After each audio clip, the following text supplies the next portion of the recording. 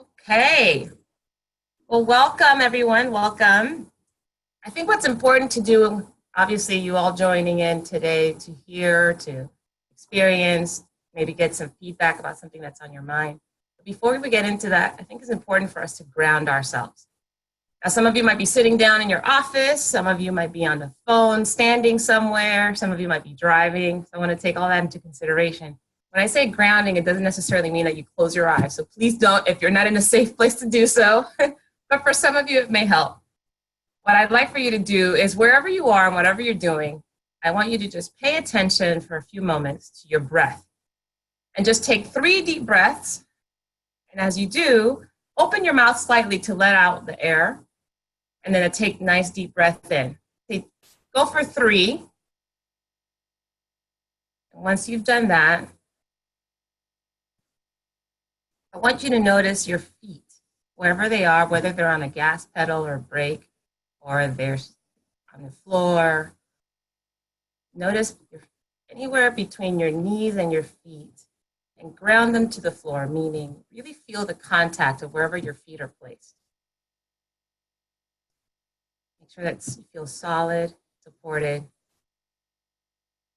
Continue breathing normally at this point.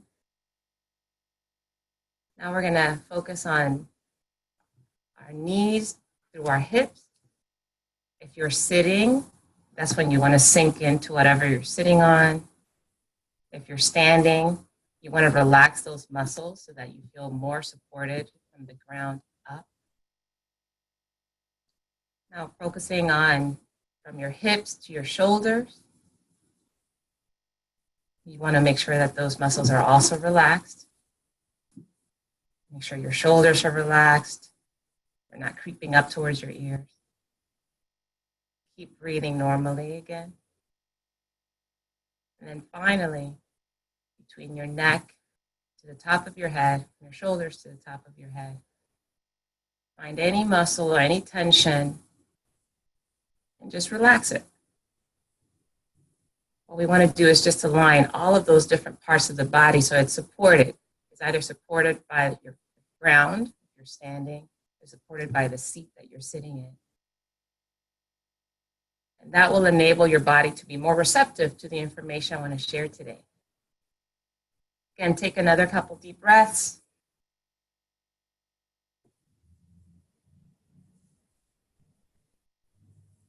All right.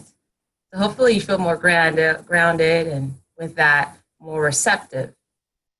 I really thought that this would be a wonderful opportunity to share a moment with everybody.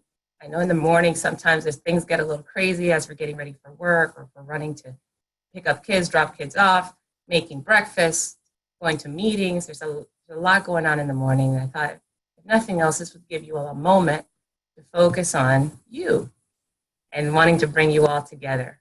This call will happen every Tuesday, with the exception of holidays in the US. And I'll announce those in advance just so that you know. And the idea is really to inspire you for the day and inspire you to take some sort of action, whatever action is most appropriate. The first portion of our meeting, I have a few things that I'd like to share with you, some things I want to talk about. And then at the end, I'll leave it open for questions or comments. Please use the chat feature if you have something that comes up in between. And at the end of my talk, I'll address the questions or comments in the chat feature. I remember when I was a kid, my mom she wouldn't complain necessarily. I didn't think it was complaining at the time, but she would have friends that come and visit her. And somehow, while she was getting something for them to eat or drink, they would drift over to wherever I was, if I was playing or I was outside or in my room or something. And we'd spend a good chunk of time talking. And she always shook her head and wondered, what do these grown-ups have to talk to this 6-year-old about? and I realized that a lot of it is, I love asking questions and I like being curious about people. And that was one of the things that I thought, I definitely need to make sure that that's part of my career or my hobbies moving forward, is that I'm always in connection with people. So I really appreciate and acknowledge you all for being with me today and giving me the opportunity to connect with you and you to connect with me and one another as well. The thought for today has a lot to do with goal setting. We're in goal setting season. Many of us either are completing goals for the year, or in some cases, really thinking about next year, what next year should look like, whether you're gonna add things to expand your life or things to move things forward.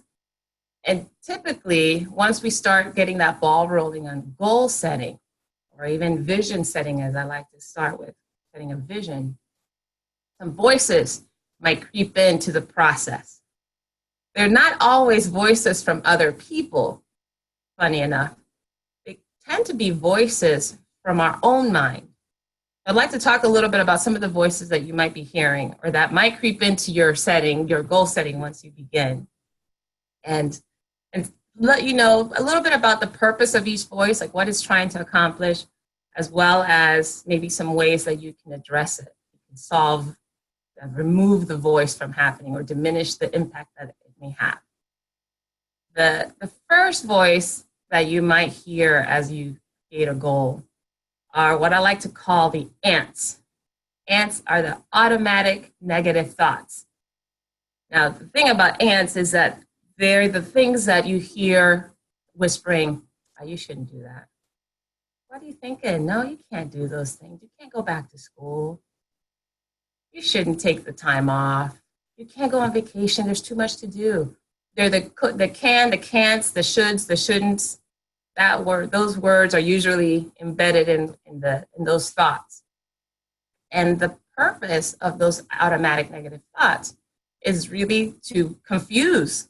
It's to confuse you. The idea is that where there's one thought, there are going to be more thoughts. I don't know if that's ever happened to you, that you've thought about maybe starting an exercise program, or you thought about changing jobs, or you thought about moving forward in some relationship, and you thought, oh, I can't do that. That won't work. That's not for me. I'm not good enough. I'm not smart enough. I haven't seen. I'm not sure. Right? All of those little thoughts. The problem is when we start to entertain them, just like ants, right? When you see one ant, you can be sure that you'll find other ants. They're coming through, right? Just got to keep looking. And when we look and when we start to hear and engage them, then you'll find the hill, right? The anthill. And they're all going to start to stack up. They can literally build a mountain of doubt in your mind. The thing is, they want to keep you without action. They want to keep you still. They want to keep you stuck. And the thing to do is to, make a mental note. They'll always creep in there. Ants are always going to exist, right? Automatic negative thoughts will always be a part of our thinking process, especially when we're challenging something that we typically do. The way to counteract their impact is by fact-checking them. Are those thoughts true? Now, when I say are they true, I'm not talking about are they true as in, yeah, I've done it before and it never worked, because that's a nice little sneaky way of ants doing things, right? They'll remind you of the past failure or what somebody else said in the past. When I say asking if they're true, is really as a, can I be 100% sure that that thought is true? And that will give you a sense of whether or not you need to explore, get more information. Because really, ants are just about inaction. So if you get into any action whatsoever to explore whether or not it's true, you'll start to notice how they start to fall apart or disappear. So that's the first voice that usually comes in. The cans, the can'ts, the shoulds, the shouldn'ts, those are the automatic negative thoughts. The second voice that you might come up with when you're trying to set goals or trying to expand your life in some meaningful way are what I like to call the gremlins. Now, for some of us of a certain age, you might remember the movies from the 80s called the Gremlins, and they're cute little cuddly animals, but then they wreak havoc when they're exposed to certain elements or at night, or if you add water, or I think one was, you shine a light, that sort of thing. Anyhow, the gremlins are those seductive voices that you hear. They're the ones that say, oh no, don't go to the gym tonight. Or, you've had a long day at work. You know what, you should eat that pie. Your friend baked it for you. I had a recent encounter with that thought. You also hear voices, the gremlins will say things like, you deserve more from this job. They don't deserve how hard you're working. take your time, take time off. Don't worry about doing that next thing. And unfortunately, the gremlins, because they're so seductive, we can fall into the trap of listening to that particular voice when we're trying to accomplish something. And the purpose is to make us complacent. Where ants, the automatic negative thoughts are about keeping us out of action and confusing us. The gremlins are really about us just maintain the status quo. You don't need to do anything. You deserve more. It really appeals to our ego as well. And so it makes it very confusing sometimes to know whether or not the gremlin is really there to help or to hurt. But like I said, they tend to wreak havoc. So imagine all the things that you put off, the procrastination that comes up, things that you decide not to take any action on when you should have, that extra mile that you wanted to give that you somehow feel like, oh, I'm justified in not giving. Right? It's all about justification. The way to counteract the impact of the gremlins is to remind yourself of what you're committed to. What is it that you want to accomplish? But not just what you want, but why? What's the purpose? What is it that's going to provide for you, for your family, for your business, for the world, if you were to go ahead and get into action? And when you get clear on that commitment again, you'll see that the voice of the gremlins won't be as appealing. You'll start to find yourself re-inspired and reinvigorated by the thoughts that you have. Because now you've connected the thoughts to the actual actions and to your purpose and inspiration. All right. Those are two big voices that might get in the way when you're starting to create a new life for yourself.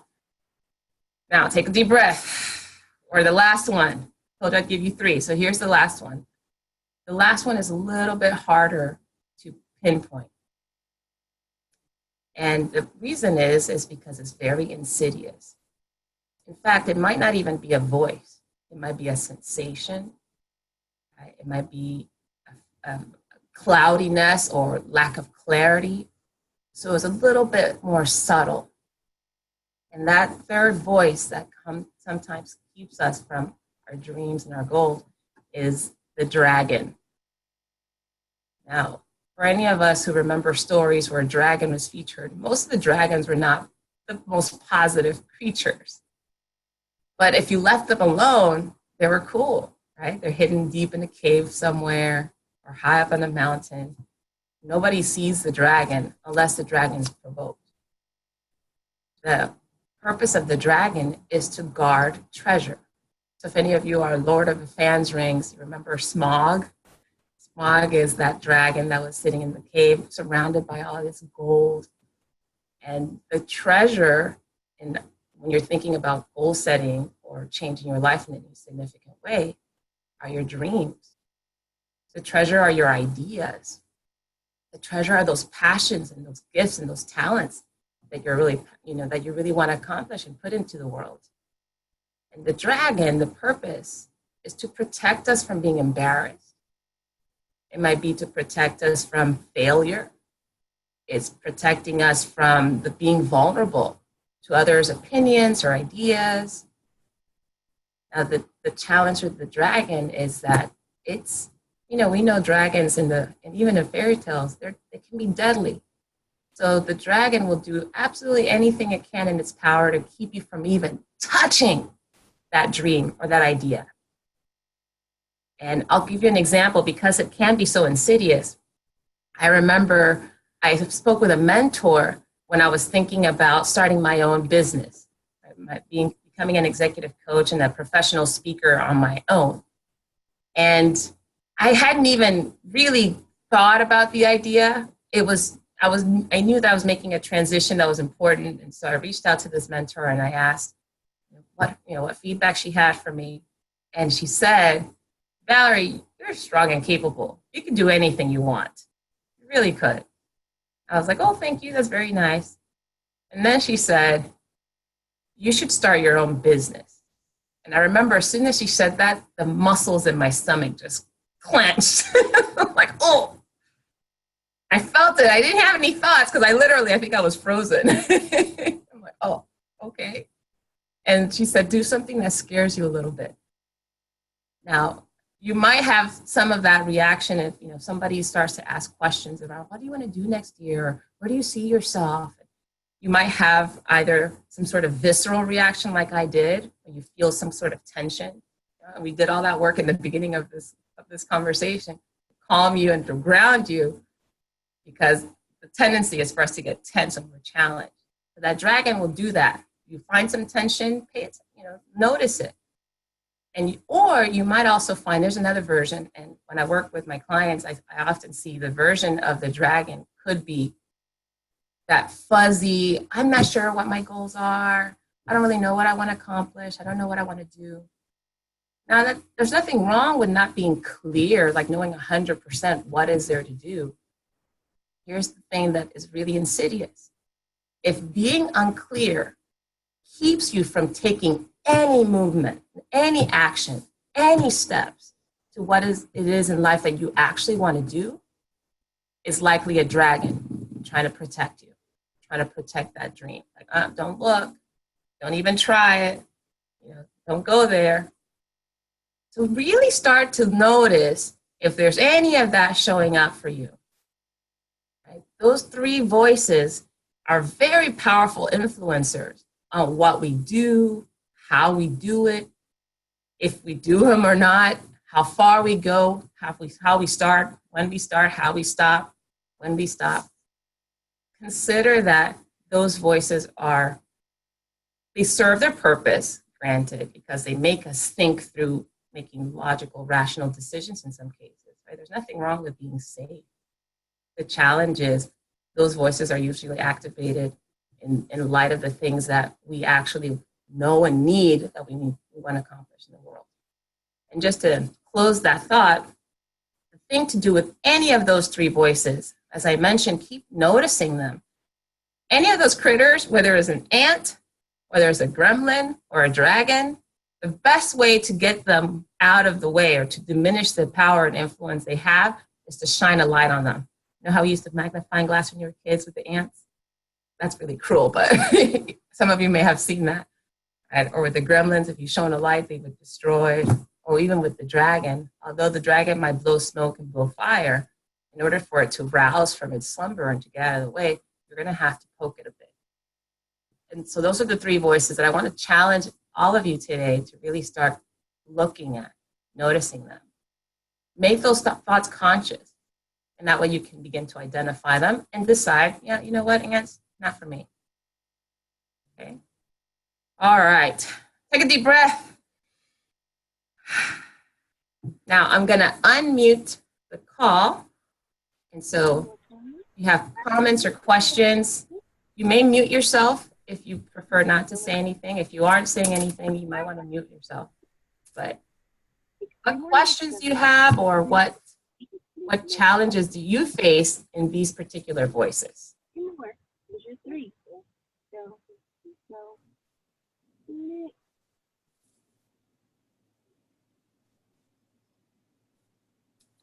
Don't be shy. Jump right in.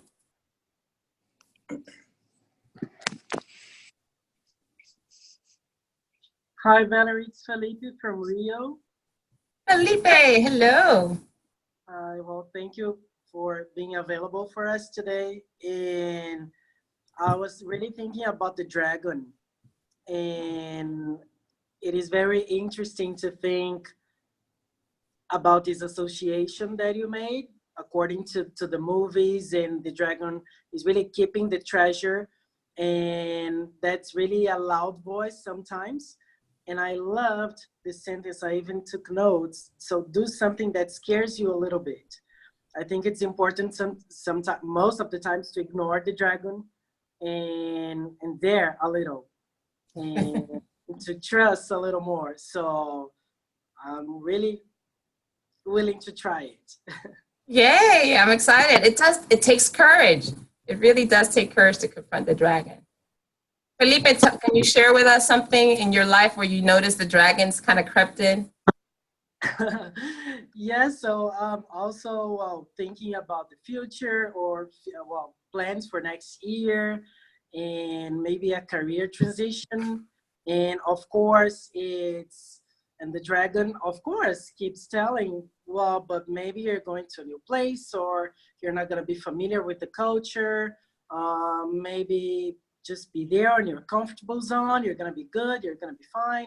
But this thought, again, about scaring me a little bit, kind of excites me. So it's nice. Well, it sounds like you're ready for that challenge then. I know you and I've had some conversations in the past about your ideas. That's interesting. What do you notice now is there anything that's holding you back from any of those things that you've taken action on already, or you find kind of slowing down or becoming discouraged or unfocused from?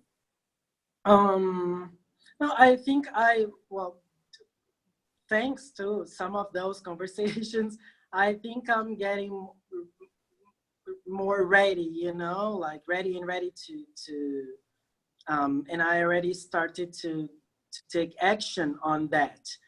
Of course, there's always a little part that, and you mentioned that being safe, it's not a problem, but there's a limit to that, right?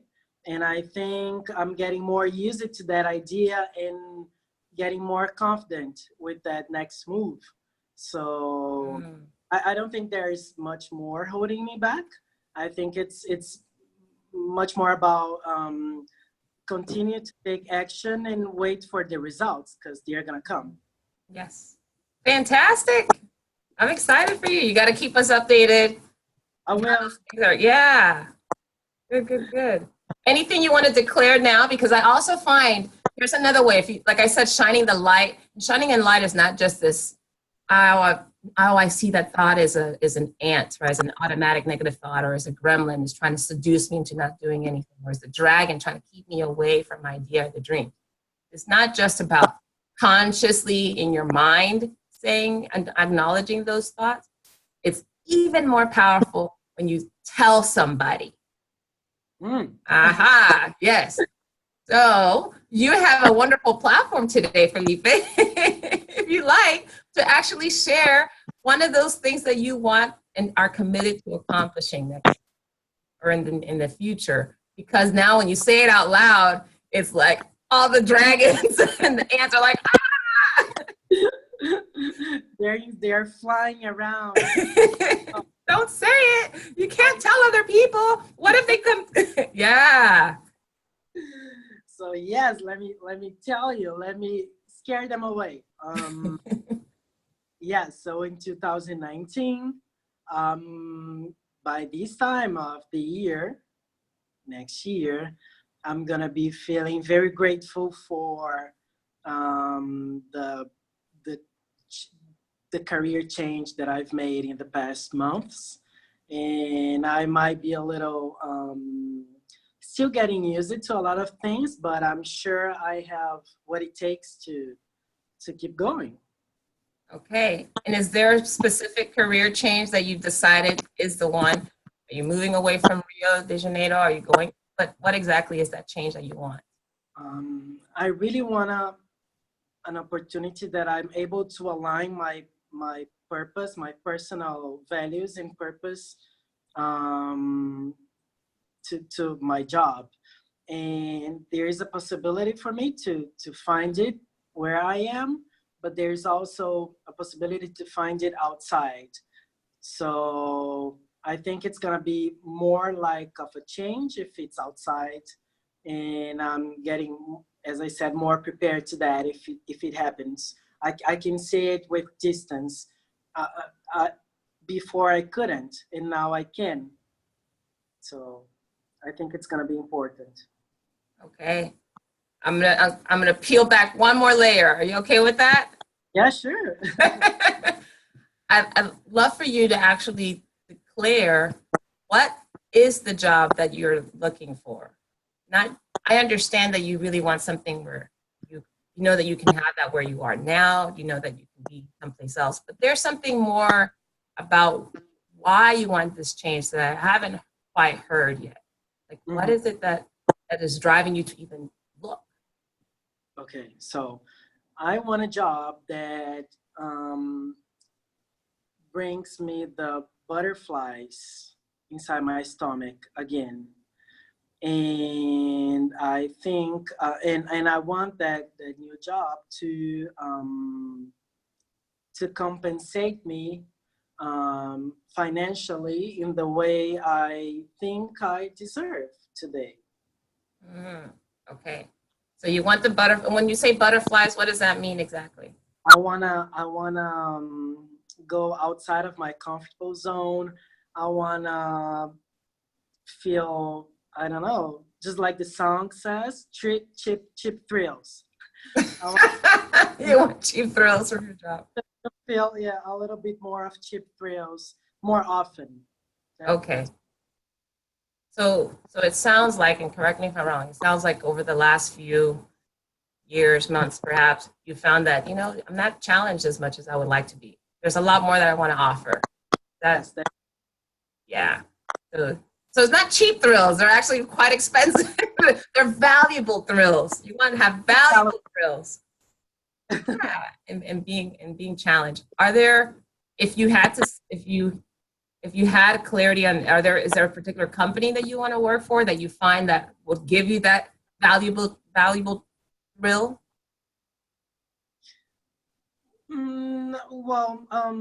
Yes, there's Disney. But I understand. Disney. Yes, that would be the one.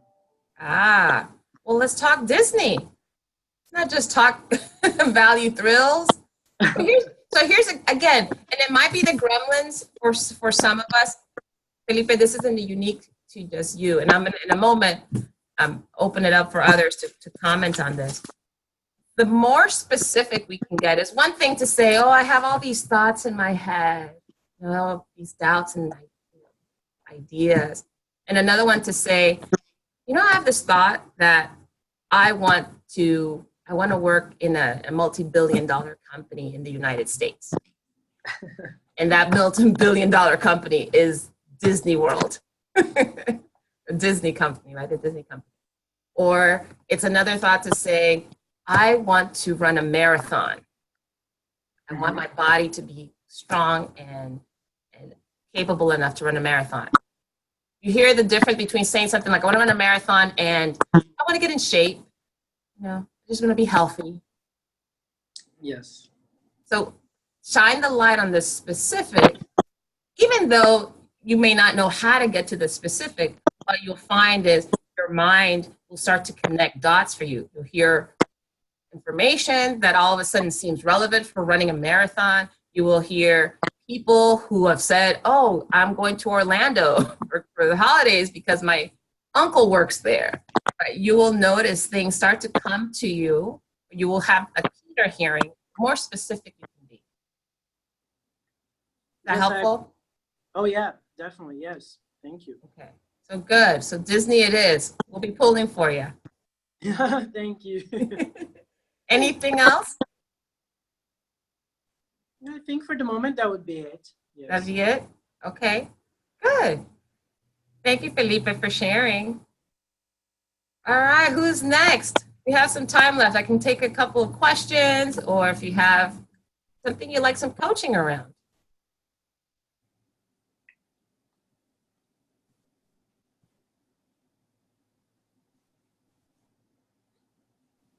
Adrian, what about you?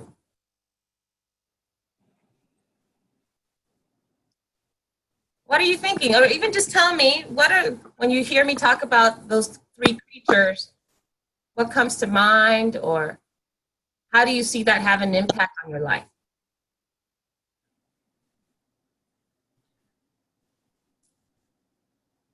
You're going to have to unmute yourself.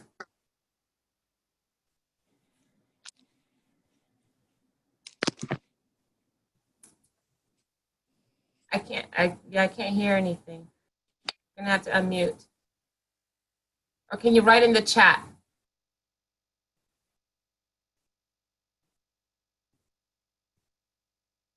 I think, if I'm not mistaken, and you all correct me if I'm wrong, but if I'm not mistaken, I feel that there are some ants crawling around in this Zoom space today.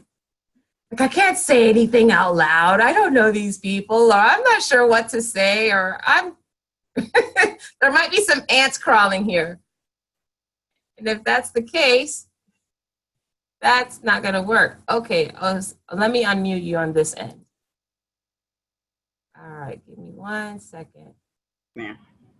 All right, here we go. Sorry. Yeah, no, I don't have anything, I guess, specific that comes to mind. I think the biggest part for me is to really figure out probably my why. There are like probably multiple things or several things I've not several, but one or two things I thought about doing as far as career wise and professional, which way I'm going. But I think really just figuring out my passion, because I'm good at lots of things, I think, or can do several things well, but really figuring out the why is my focal point. What makes you say the why is missing? What have you noticed? Because I really still think I'm at that point of determining my purpose versus my passion. Because there are things I like doing, but I don't know that they're necessarily my purpose or my calling. Okay. Tell us more about that. For example? I don't know. I don't know if it was Steve Harvey, but it just made me realize that purpose and passion aren't always the same thing, and that really stuck out for me.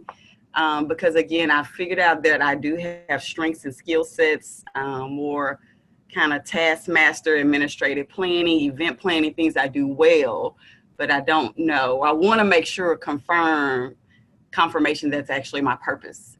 Where my purpose, I think, is probably more around service. I love advocacy and helping and serving others.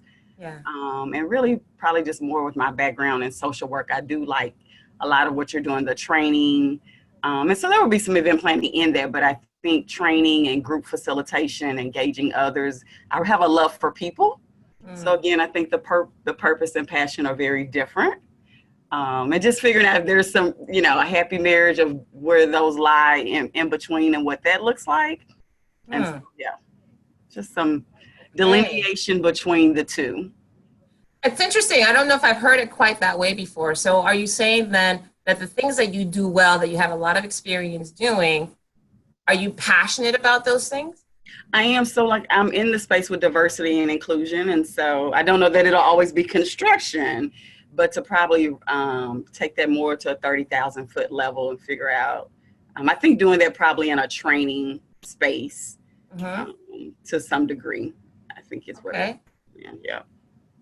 So you are passionate about those things? Yes. You are not. You are. Yes. And then you say your purpose is different than your passion. Is that what you said? I think it could be. I'm not for sure, but I think it could be. Yeah. Okay. Say more about that. I need some clarity, I think, on that. I get that. Yeah. Okay. So when you think purpose, how do you distinguish in yourself, like in your body, in your thoughts, and your feelings? How do you distinguish when you feel like you're getting closer to your purpose? What do you notice? So I think that thing to me in my mind first comes to mind is more around servant leadership. So I also really enjoy STEM activities. Like you posted on LinkedIn, how Michelle Obama had the girls on the front row, and my heart was just warm. Like I'm very touchy-feely. So outside of my work responsible duties through, organization, I've talked about that in Toastmasters, but WTS, I enjoy the part working with the girls, encouraging them, and just creating access and opportunities, I guess, that I do on a professional level for professionals and small business owners and adults. I love doing that for teens. So being first generation, I definitely feel like giving back and just that sense of, I guess, still kind of that piece, I guess, lifting others up. But it never feels like work when I have to do stuff volunteering with our girls. Yeah. Okay. Got it. So that sounds like a passion. When you talk about your heart being warm and it doesn't feel like work, that's also, that's interesting that you distinguish passion from purpose. It sounds though like in the experience, it's linked. Yeah. Yes. Yes. I think it should. I think it'd be nice. So I could be overthinking it too. But yeah. What do you think is holding you back?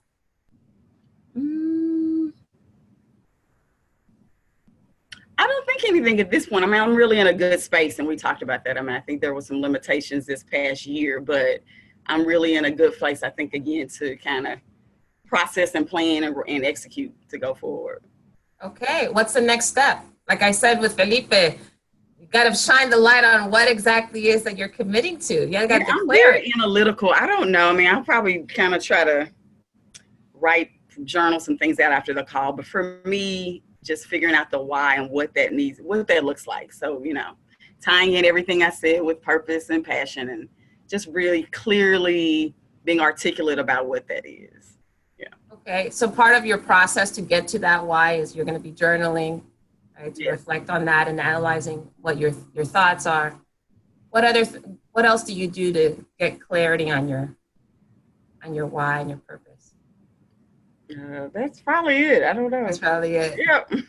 Have you heard of Simon Sinek before? Say that again? Simon Sinek, SIMON SINEK. No? No. Aha. Okay. Well, he has one of the most watched TED Talks. Has anyone? You can write in your chat if you've heard of Simon Sinek. Just to respond to that. So he has probably one of the most watched TED Talks, and it's about the golden circle, which he calls this thought process a golden circle. And he's written a book called Start with Why, which I think touches on what you're talking about, Adrienne. It's really focused on how to communicate your why. Okay. It sounds to me like you have some very well. Let's explore. Let's explore a little bit. I think the book will help. And if you like, if somebody knows the link for the TED Talk, feel free to put it in the chat. Otherwise, I'll send it to you on email later on. So let's peel back a couple of things. One, when you think about, you said you serve at heart. You really, especially there's something around working with young people. Right? What is it about that really inspires you or drives you? For me, I think it's definitely creating new opportunities. I think it's access and providing those resources. Okay. That you might not have otherwise had. Okay, so providing those resources. Then what is it that makes that important to you to provide? Why do I think that's important? For you, what is it about that particular, providing those resources? Why is that important to you?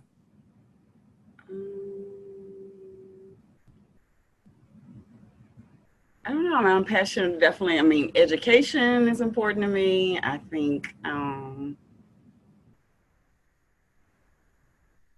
I don't know. It's hard for me to explain. I guess. Mm-hmm. Really able to.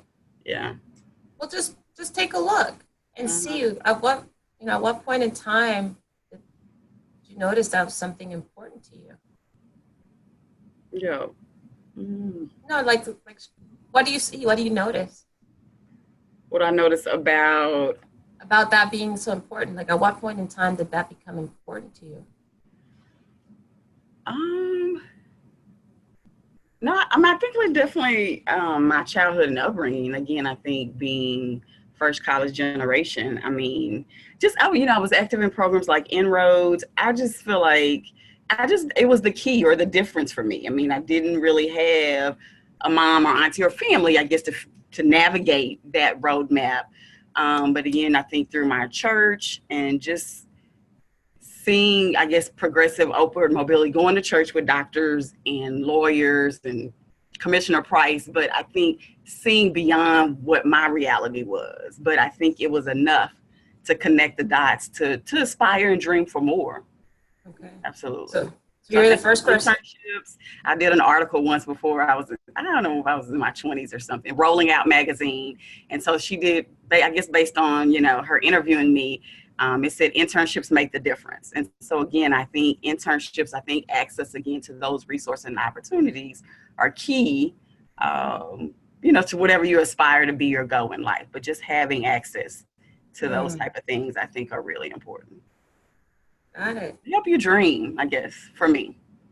Sorry, say that again? I guess for me, they help you to dream. Help you dream. Yeah. And see the impossible. And know that that's obtainable. Yeah. Yeah. So you said that you're the first person in your family to go to college? Mm-hmm. Yes. And the first generation, it sounds like, to go to college. Yes. And you didn't have a lot of guidance because others hadn't experienced that. They couldn't tell you what to do, how to do it, how to get to certain things. But it sounds like you've really surrounded yourself with people who achieved far beyond what others that are close to you may have achieved, right? At least in the career part of It's just the village, just externally. village. Yeah. So Okay. And what would it mean to be able to provide that for someone else? I think it's priceless. Again, so that aspect, STEM is the buzzword, but when we're able to take the girls to see engineering at work, to me, I'm probably just as excited, if not more excited than them. So it's just very rewarding in a sense. Mm-hmm. Mm-hmm. And when you think about how you came through that process for yourself, what was the most meaningful part of having experienced those things that allowed you to see or to do the quote unquote, what you said, impossible? What was the most rewarding? What made it, what difference did it make for you?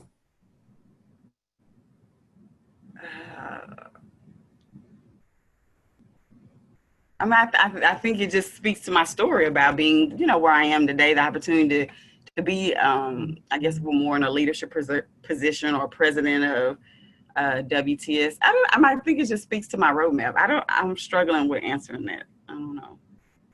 Yeah. So when you think about the differences made in your life, sounds like you've taken opportunities that you probably wouldn't have had you not had that. Yeah. No. Yeah. You hadn't. Right? You've been exposed. You have access, like you mentioned before, to resources. But I want you to look, and I know you said you're more analytical, but I want you to think about the emotional side of this. That's hard for me. I'm working on it. Yeah. I can see it's hard. It can be hard for a lot of us. I spend a lot of time up here. Yes. There's a book. I'm still in the process of reading it, but it talks a lot about the heart and mind being connected, and where we think our brain drives our heart is actually the other way around. Yeah. And so as you're in this process of getting closer to your purpose and understanding your why, more visceral level, right? More physical level, I want you to start to engage. Just look in this conversation. What are some of the emotions that are attached to your serving other people? Okay.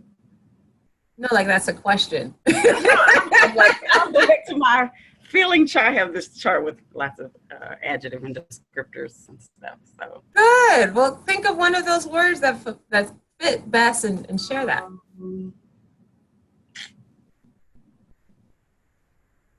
I think that word passion comes through. I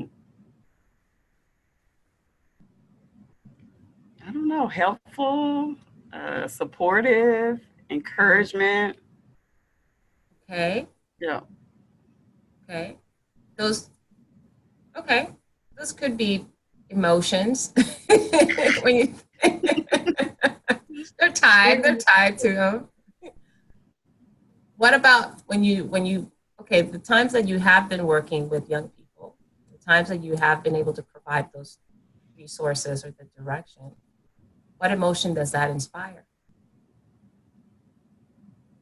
for you?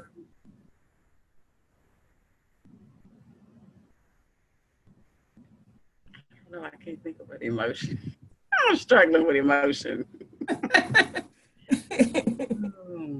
Yeah. I don't know. What would it mean for you to actually tap into the emotion? Vulnerability. Yeah. A little dragon in there. Yeah. Oh, absolutely. Have been my friends for a long time. Yeah. They have been hanging out.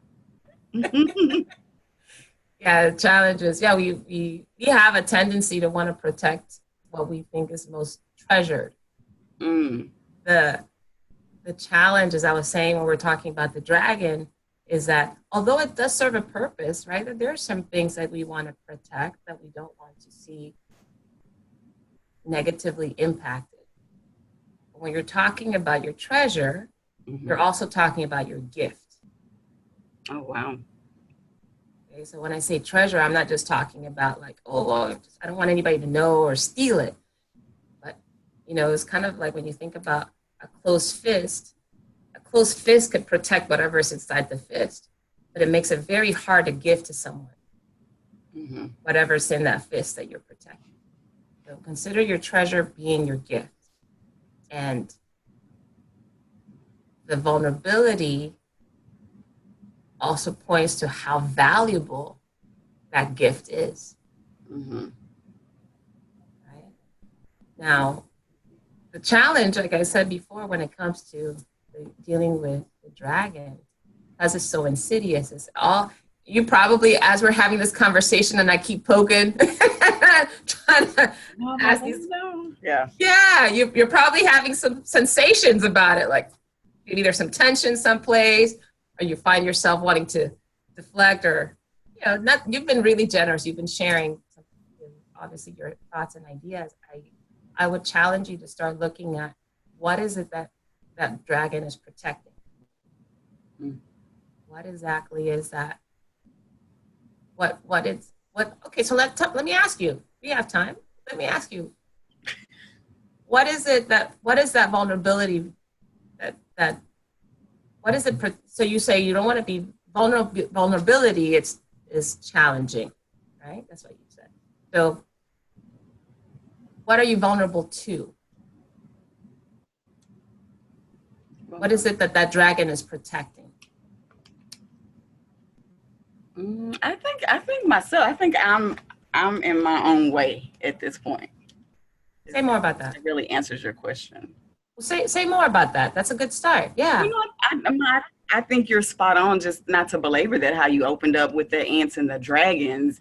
I've been that girl. I've lived in that space. I mean, I feel like I've been able to do some things and accomplish some things, but just had lots of all of that going on.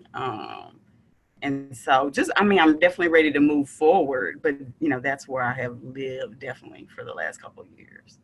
What's been the impact of living like that? Not feeling free and peace. Yeah. So, and like I said, just being able to walk in my purpose. Yeah. Mm-hmm. So when you say not feeling free and at peace, what does it look like when you're walking that way now? What are you noticing? What are you not doing, or what are you doing that seems to keep you away from that peace? Well, I let it go of toxic people and some toxic behaviors. You have done that? Yes, absolutely. Okay, yes. Good. Yes. I think that's been the biggest key for me in 2018. Yep. Okay. So that you said you might be getting in your own way when it comes to your peace and freedom. Well, I meant that as far as kind of, I think the part of the what's next and moving on those things and action plan and how do we get there? I think that piece where the ants may come in and hinder me or hold up progress for some things I, really want to do, have thought about doing, and just not. What's an ant? What's an automatic negative thought that comes to mind? I think for me, I've really figured out is the fear to succeed. I mean, I think it's not the failure. It's like, what if it really works? What if it really does happen? Yeah. Yeah. That's so okay. So the fear of success. Mm-hmm. Say more about that.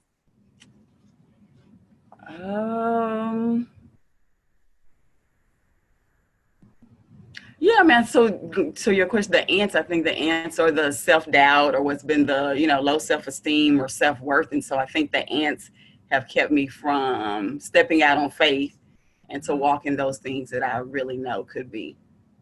Yeah. Yeah. You mentioned that the fear of success. So talk to me about that fear.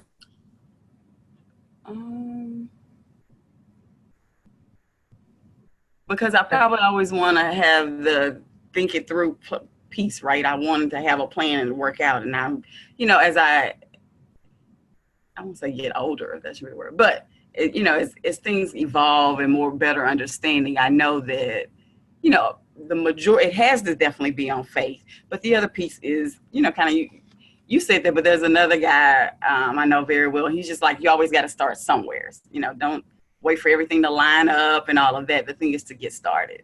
Mm-hmm. So that's kind of what I really think as it relates to the fear of success. Just me not trying to overanalyze it, me not trying to be the perfectionist. That's the ant for me. The perfectionist, and just some of it just got to go with it and roll the dice and it'll come together. Okay. Okay. So your automatic negative thought, your ant is really about, no, it has to be done right. It's not ready yet. Think about it some more. Make sure before you do, right? All those. Oh, that's really good. So good catch. Good. Yeah. Okay. So you have an opportunity, like Felipe did earlier, to declare what's, yeah. So what is it that you're going to do that you're going to just go for? What are you just going to go for? Just one thing that I'm just going to go for it. In the next, let's give it a time frame. Between now and the end of the week. Oh, the end of the week? Yeah, it can be something small, but ants are small, but they're powerful, right?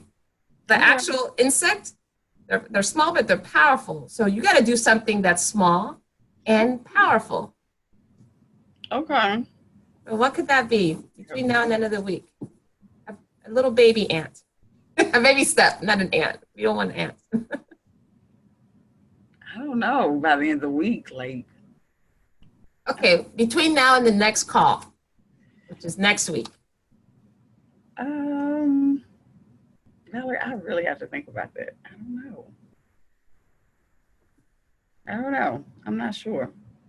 Seriously. It might look something as simple as, you know what, I'm going to schedule this meeting with this person. Oh, okay.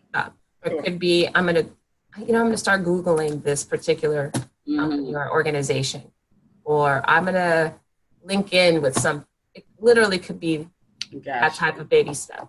So when you think about between now and next week, then what is a bold step that you could do just to get into action?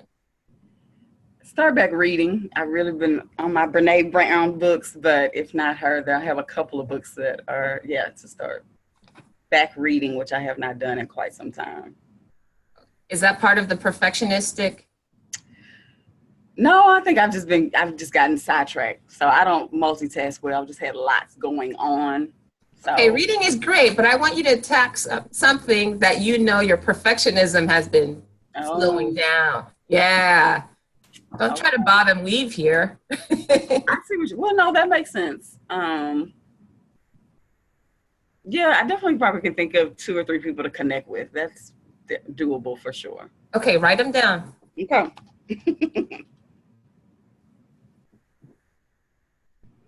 Good. All right. So for everybody else, I think part of this is you get to listen to someone sharing what they're thinking about or what they might be working through, and listen for yourself what that looks like in your life. Where do you see some of those automatic thoughts like, oh, this is not ready, I shouldn't do it yet, I have to wait for the conditions to be perfect, or I have to wait for the right person or the right information, or to complete XYZ. And again, the thing to do with those thoughts is to fact check them. Are they true? Are you 100%? How can you be 100% that that's true? That this has to be X before Y can happen. Okay? That's really where we need to look. And really start, as I mentioned at the beginning today, the theme today was thinking about those voices in our head that stop us from getting into action, stop us from doing the things that we dream about, things that find that they're great ideas. It could be around anything. It might be something that you want to do for home improvement. I've always wanted to set up a garden and I haven't done it yet. Or it could be, I've always wanted to go to a movie by myself. I remember talking to someone who said they always had this desire this is something so small. She had a family, she was married, she had children, older children, like teenagers. And she's like, I always kind of secretly wanted to go to the movies by myself. I'm like, Okay, and why not? And the ants were, the automatic negative thoughts were, oh, it's going to look weird. People are going to wonder, like, it's going to look so selfish, for me to go to the movies by myself. And I said, well, why is that a desire for you? And said, well, it's always such a production to like take the whole family, and then we can't ever decide on a movie to watch. And then I miss the movies that I really want to watch because nobody else wants to see them, and I have to wait for them to come out on Netflix or whatever. and, and so a lot of the conversation was around, is it true that the people in the movie theater are going to look at you like you're weird because you're not sitting with, 4 other people? She's like, well, they may not see me. I don't know. I said, how are you sure that they're going to be looking and judging you for going by yourself? Anyway, so we started to peel back some of those ideas. And what's interesting is that a lot of these ideas come from our upbringing. So really what I want you all to walk away with today is to challenge your thoughts. Like I said, shine a light on them. Sometimes writing them down is helpful, but more importantly, when you speak to them, when you speak out loud what those thoughts are to other people, as in, oh, I have this thought that I can't do this, that I've been waiting for this to happen. That'll help others also get into the same bandwagon as you to help clear those critters from their mind. So, all right. Well, if you want to continue the conversation next week, we'll be here again at the same time, 8:45 Central Standard Time on Tuesday. And like I said, thank you all so very much for taking time out of your schedule to be with us today. If you have questions, feel free to jump in the chat and send me a text, and I could follow up with you on email if you want something more specific. All right. Let's get rid of those, shine the light on those crazy thoughts, and start getting into action and getting your dreams and your goals accomplished. Thanks, everybody. Have a great morning. Thank you, Valerie. Thank you.